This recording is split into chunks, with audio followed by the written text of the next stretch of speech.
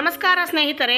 ಚಾಣಕ್ಯ ನೀತಿಯ ಇವತ್ತಿನ ವಿಷಯ ಬಂದ್ಬಿಟ್ಟು, ಇಂಥ ಗುಣ ಇರುವವರನ್ನು ಸ್ವಂತ ಕುಟುಂಬದವರು ದೂರ ಮಾಡುತ್ತಾರಂತೆ. ಹಾಗಾದರೆ ಅವರು ಯಾರು ಅಂತ ನೀವು ತಿಳ್ಕೊಬೇಕಾದ್ರೆ ಈ ವಿಡಿಯೋನ ಎಂಡ್ವರೆಗೂ ಸ್ಕಿಪ್ ಮಾಡಿದೆ ನೋಡಿ. ಹಾಗೆ ಸಬ್ಸ್ಕ್ರೈಬ್ ಆಗಿ ಪಕ್ಕದಲ್ಲಿರೋ ಬೆಲ್ ಬಟನ್ ಒತ್ತಿ ನಮಗೂ ಕೂಡ ಸಪೋರ್ಟ್ ಮಾಡಿ ಅಂತ ಹೇಳ್ತಾ, ಹಾಗಾದರೆ ಬನ್ನಿ ಸ್ನೇಹಿತರೆ, ಏನು ನೋಡೋಣ.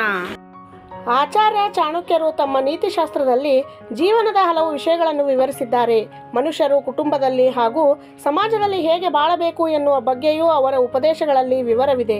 ಮನುಷ್ಯನಿಗೆ ನಡತೆ ಬಹಳ ಮುಖ್ಯ. ನಡೆ ನುಡಿಗಳಿಂದಲೇ ಎಲ್ಲರನ್ನೂ ಮೆಚ್ಚಿಸಬಹುದು.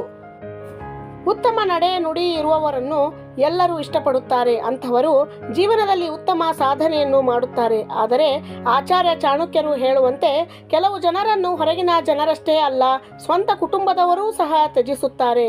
ಅವರನ್ನು ಎಂದಿಗೂ ನಂಬುವುದಿಲ್ಲ, ಏಕೆಂದರೆ ಅವರು ನಂಬಿಕೆಗೆ ಅರ್ಹರಾಗಿರುವುದಿಲ್ಲ.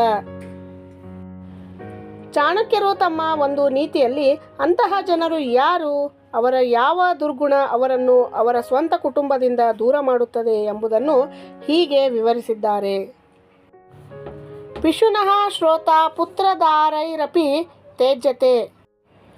ಈ ಶ್ಲೋಕದ ಅರ್ಥ, ತನ್ನ ಸ್ವಂತ ಕುಟುಂಬಕ್ಕೆ ವಿಶ್ವಾಸಘಾತ ಬಗೆದ ವ್ಯಕ್ತಿಯನ್ನು ಅವನ ಮಕ್ಕಳು, ಪತ್ನಿ ಹಾಗೂ ಪರಿವಾರದ ಉಳಿದ ಸದಸ್ಯರು ದೂರವಿರಿಸುತ್ತಾರೆ.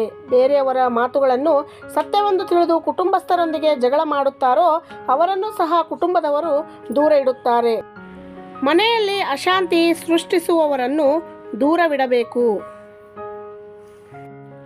ಕುಟುಂಬದಲ್ಲಿ ಜಗಳಗಳಿಗೆ ಕಾರಣನಾಗುವ ಹಾಗೂ ಅಶಾಂತಿಯ ವಾತಾವರಣವನ್ನು ಸೃಷ್ಟಿಸುವ ವ್ಯಕ್ತಿಯನ್ನು ತ್ಯಜಿಸುವುದು ಉತ್ತಮ ಎಂದು ಆಚಾರ್ಯ ಚಾಣಕ್ಯರು ಹೇಳುತ್ತಾರೆ.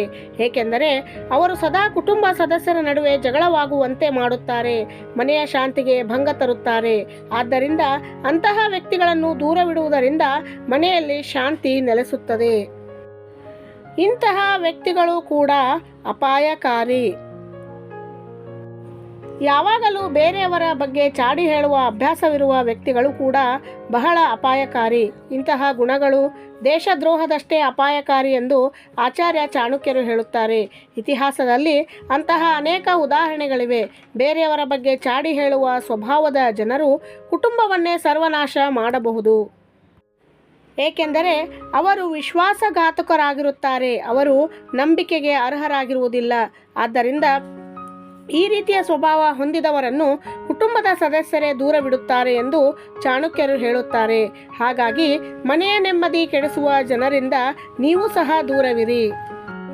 ನೋಡಿದ್ರಲ್ಲ ಸ್ನೇಹಿತರೆ, ಚಾಣಕ್ಯ ನೀತಿಯ ಈ ಮಾಹಿತಿ ನಿಮಗೆಲ್ಲರಿಗೂ ಇಷ್ಟ ಆಯಿತು ಅಂತ ಭಾವಿಸ್ತೀನಿ. ಇಷ್ಟ ಆಗಿದ್ರೆ ಒಂದು ಲೈಕ್ ಕೊಡೋದ್ರ ಮೂಲಕ ಸಬ್ಸ್ಕ್ರೈಬ್ ಆಗಿ ಪಕ್ಕದಲ್ಲಿರೋ ಬೆಲ್ ಬಟನ್ ಒತ್ತಿ ನಮಗೂ ಕೂಡ ಸಪೋರ್ಟ್ ಮಾಡಿ ಅಂತ ಹೇಳ್ತಾ, ಮತ್ತೆ ಇಂತಹ ಇನ್ನೂ ಹೆಚ್ಚು ಚಾಣಕ್ಯ ನೀತಿಗಳನ್ನು ನಿಮ್ಮ ಮುಂದೆ ತರೋದಕ್ಕೆ ಪ್ರಯತ್ನ ಮಾಡ್ತೀನಿ ಸ್ನೇಹಿತರೆ. ಅಲ್ಲಿವರೆಗೂ ಧನ್ಯವಾದಗಳು.